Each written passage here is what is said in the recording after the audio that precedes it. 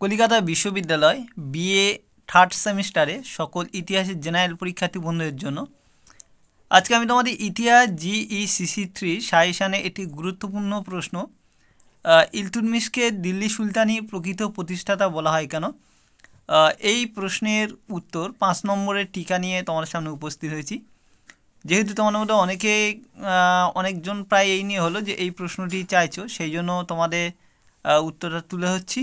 তো এটা একটু রেফারেন্স নোট তোমাদের কাছে হবে, যেহেতু নিজে থেকে বানানোর নোট থেকে দেওয়া হচ্ছে। তো তোমরা এটা দেখো, অবশ্যই তোমরা এখান থেকে ভালো রেজাল্ট করতে পারবে। এবং নোটটি ছোট আকারেই দেওয়া হচ্ছে, কিন্তু পারফেক্ট জিনিস একদম যেটা চাইছে সেটাই কিন্তু এর মধ্যে রাখা হয়েছে। পয়েন্ট টু পয়েন্ট সবগুলো এখানে আছে, সেই জন্য তোমাদের কাছে এটা কিন্তু গুরুত্বপূর্ণ নোটস হিসাবে চলে যাচ্ছে।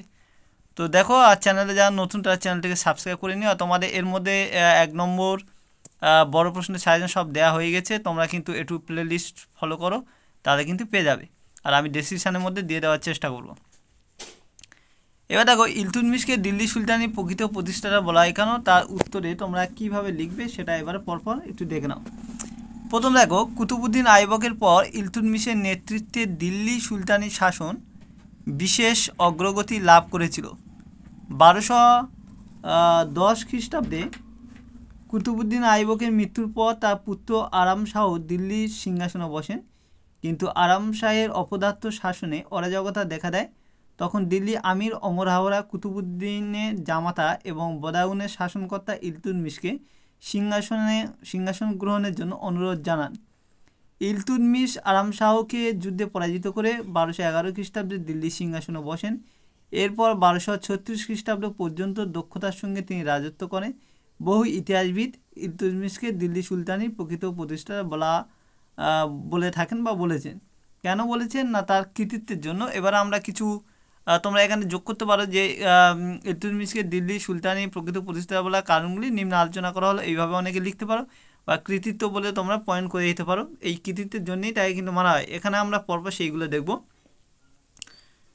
দেখো আরাম শাহের দুর্বল শাসনে দিল্লি সুলতানির হস্তচ্যুত রাজ্যাংশগুলি পুনরুদ্ধার ও বিচ্ছিন্নতাবাদী শক্তিগুলিকে দমন।